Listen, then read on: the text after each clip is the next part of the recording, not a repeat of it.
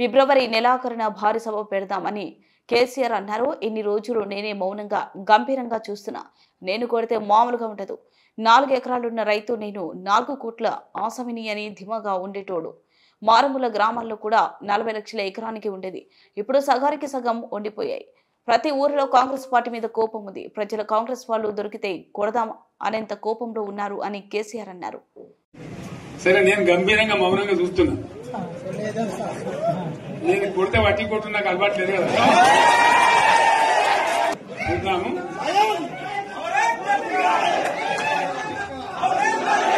నా రోజులు కానీ అన్నట్టుగా నేను చూస్తా ఉన్నా. కానీ మనోళ్ళందరూ కూడా ప్రతిపాదిస్తున్న ఏంటంటే, ఒక సంవత్సరం జరిగిపోయింది.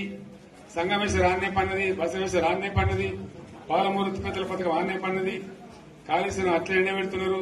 ఇవన్నీ అన్యాయాలనే. కాబట్టి ఫిబ్రవరి నెలాఖరులో ఒక పెద్ద బహిరంగ సభ పెట్టాలి, ఇలా కథ చూడాలి అని జరుగుతూ ఉంది. కాబట్టి మీరు కూడా పెద్ద ఎత్తున దయచేసి ఆ సభకు కదిలి రావాలి. కదా దూరమే ఉండదు. ఆ రకంగా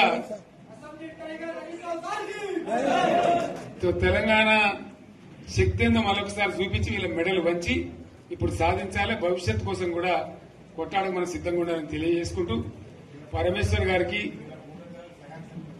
అంతటి లోకమంతరం ఇది.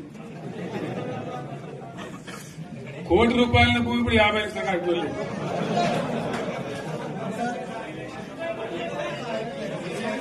ఈ ఒక్కని బాధ ఒక ఆయన వచ్చింది. మన ఒక ఆయన ఒక 10 మంది వచ్చారు హైదరాబాద్కి. అందులోకి 2 ముస్లిం సోదరులు వచ్చారు. साहब सोप तवा हो गया, इफलासी मुफलसी बच्चे क्या दबे हो गए.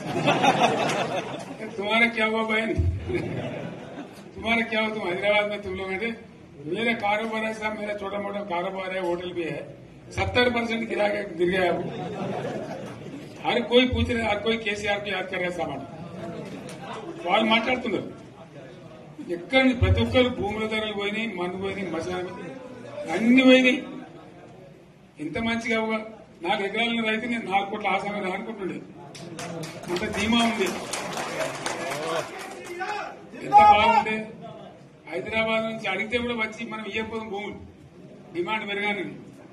అంత బ్రహ్మాండంగా మారుమూల ప్రాంతంలో కూడా 40 లక్షలు 50 లక్షలు ఎకరానికి ఉండే. అటువంటిది సగానికి సగం పడిపోయి మొత్తం నాశనం చేశారు. వీళ్ళు ఇట్లే వదిలిపెడితే ఇంకింత నాశనం అవుతుంది. కాబట్టి మనం కొట్లాడాల్సిందే. నేను ఇంకొక మాట మీకు చెప్తా. ఎలక్షన్లలో నేను మస్తుగా చూసిన 50 ఏళ్లలో పార్టీలు గెలితే ఓడితే ఇంత మాయలు ఏడాది లోపలనే కాంగ్రెస్ పార్టీ దొరికితే కొడతాం రానంత గొప్ప.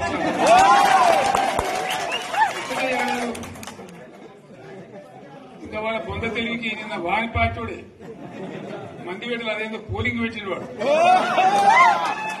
చూసారా మీరు? ఆ పోలింగ్ పెడితే 70% మనకు వచ్చింది, 30% మనకు. వాడు పెట్టింది మనం పెట్టింది కాదు. 75 ఇది పరిస్థితి. అదే నేను ఏమంటున్నా అంటే,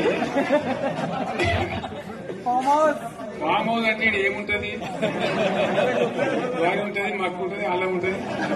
కాంగ్రెస్ వాళ్ళు ఎంత మంచి చేస్తే పారబడి తవ్వచ్చు కూడా.